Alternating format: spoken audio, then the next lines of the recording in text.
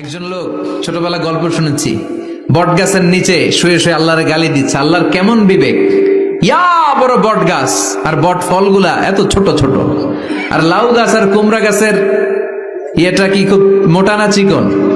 চিকন হয়ে এরকম বেড়ে ওঠে লাউ গাছ। লাউ গাছটা দিল আল্লাহ এত চিকন করে, ফল দিছে এত মোটা। আর এত বিশাল বড় বট গাছ, এটার ফল হলো এত ছোট। তো আল্লাহর গালি দিতে দিতে কোন সময় যে ঘুমাই গেছে নিজেও জানে না। হঠাৎ করে নাকের মধ্যে ছটাং করে বট ফল পড়ছে একটা, লাভ দিয়ে উঠছে, নাক দিয়ে রক্ত বেরোয়া শুরু হয়েছে। রক্ত মুছতে মুছতে মনে মনে ভাবে, আসলেই তো আমি বড় একটা উল্লুকা পাঠা।